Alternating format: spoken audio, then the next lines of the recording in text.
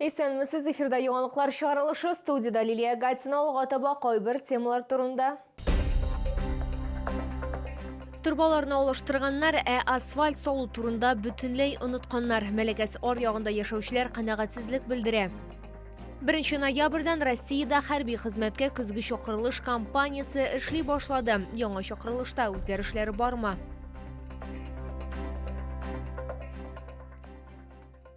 Мәләкәс ар ягында яшәүчеләр канәгатьсезлек белдерә. Ремонтчылар аларны тротуарсыз калдырган. Аларның сүзләренә караганда, турбаларны алыштырганнар, күмгәннәр, өстән ком белән каплаганнар, эшләре җәйдән алып барылган һәм 1 ай элек тәмамланган. Асфальт салу турында бүтүнләй онытканнар. Проблеманы хәл итәргә Резидә Шаймарданова тырышып карады.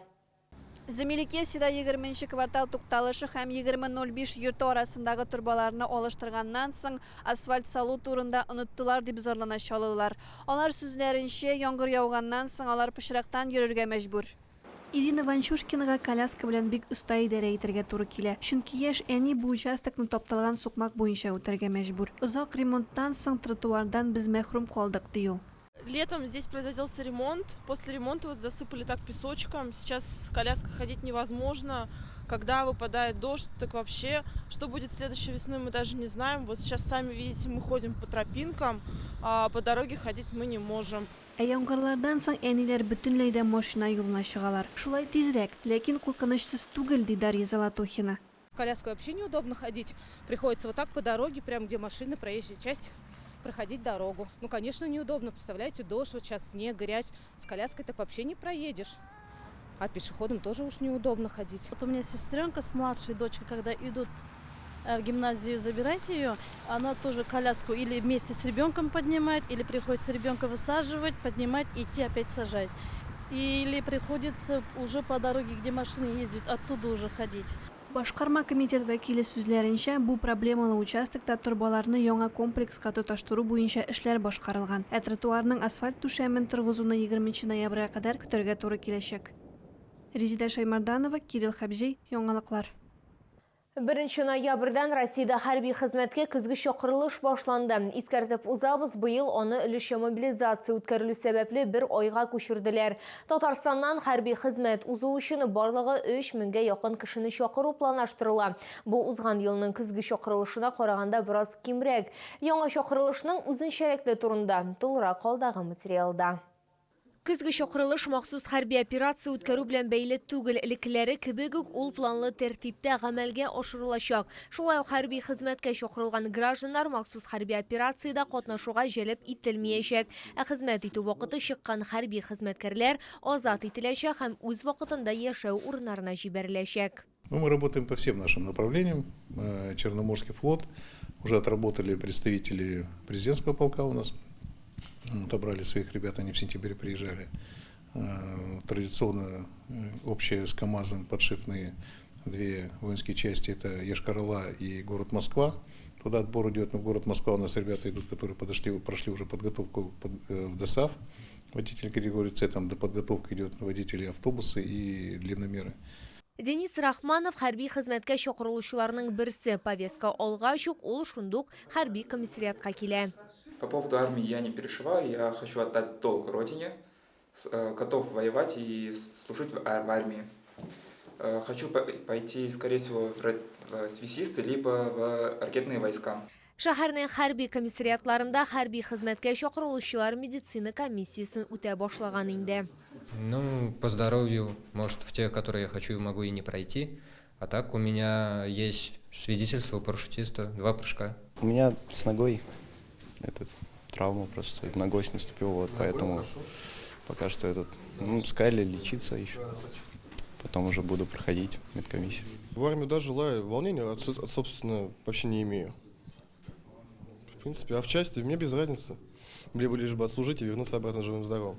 Шәһәрнең баш хәрби комиссары сүзләренә караганда, армиядан качып йөрүчеләр белән дә эш алып барыла.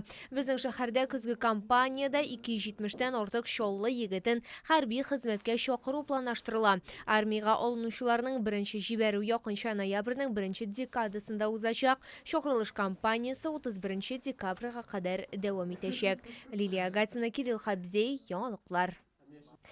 Яршолыда мобилизацияләнгән хәрби бурычларының гаиләләренә ярдәм итү буенча чаралар дәвам итә. Мәктәп каникуллары вакытында яшьчолылар өчен шәһәрнең бер кинотеатрында мультипликацион фильм күрсәтелде. Теманы хәбәрчебез дәвам итә.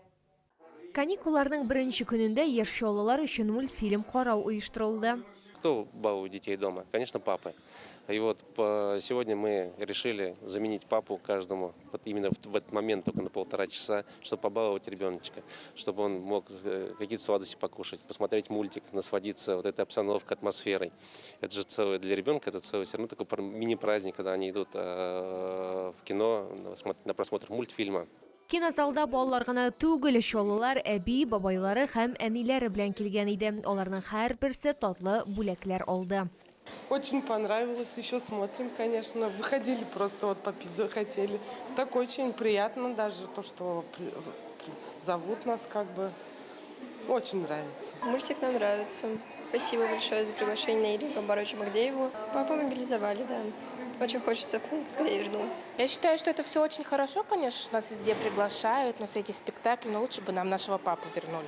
Чараны Үзәк район администрациясе шәһәр советы депутатлары белән берлектә оештырды. Я думаю, что этот просмотр пройдет очень прекрасно, у них им понравится. А если они дадут нам обратную положительную эмоцию о том, что хотят и дальше продолжать, мы обязательно организуем снова и снова для них эти просмотры на выходные дни. Обязательно мы должны сейчас все сплотиться и вместе им показать то, что поддержка мужская у них все-таки осталась в городе, и мы готовы им всегда помочь. Оештыручылар сүзләренә караганда, әтиләр көне дигән акцияны даими рәвештә оештыруга планлаштыралар. Лилия Гатина, Сергей Вильданов, яңалыклар.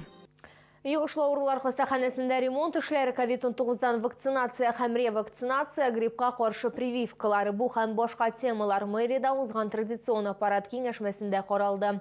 Толырак хәбәрчебез материалында. Пандемия башланганнан бирле шәһәрдә лабораторияда расланган яңа коронавирус инфекциясының 26615 очрагы теркәлгән. Узган атна белән чагыштырганда авырулар буенча үсеш күзәтелми. Кискен сулыш вирус инфекциясе белән дә хәл тотырлыклы кала. Шәһәрдә COVID-19 һәм гриппка каршы вакцинация һәм ревакцинация дәвам итә. Вакцинация организована во всех поликлиниках города, также в торговом центре «Мир». Также продолжается работа выездных мобильных бригад для вакцинации и ревакцинации на предприятия организации города, как против новой коронавирусной инфекции, так и против гриппа. Вакцина в городе имеется, данную работу продолжаем.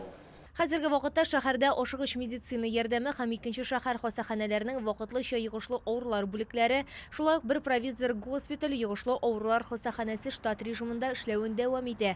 Аппарат киңәшмәсе вакытында шәһәр мэры Наил Магдиев шулай ук бу медицина учреждениесен ремонтлау темасына да кагылды. Исегезгә төшерәбез, хастаханәдә эшләр 2018 елда башланды һәм этаплап алып барыла. Есть особенности капитального ремонта таких объектов с круглосуточным и с круглогодичным пребыванием людей. Потому что второй запасной инфекционной больницы нет. Мы уже отремонтировали В1, В2, блок Б. Сейчас вышли на блок А. У нас остается блок Д, блок Г. Көзге каникуллар вакытында шәһәрдә шулай ук 5 шәһәр яны сәламәтләндерү лагере һәм 61 мәктәп базасында мәктәп яны лагерьләре эшли. Лилия Гатина, Ленар Султанов, яңалыклар. Бу сезгә җиткерәсе соңгы мәгълүматы иде. Мин Лилия Гатина сезнең белән сау булашам. Игътибарыгыз өчен зур рәхмәт.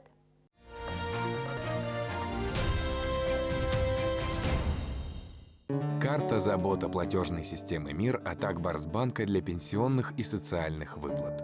Переведите пенсию на карту забота, добавим 3000 рублей к первому зачислению. Оформите на akbars.ru.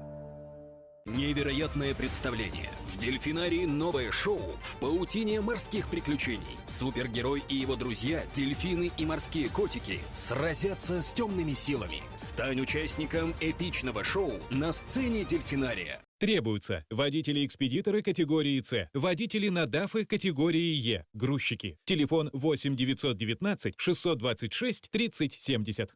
Незабываемый романтический ужин с видом на вечерние Челны. Проведение любого торжества. Банкетный зал на 150 человек. Каждые выходные музыкальная программа. Загородное кафе «Вилла Браун».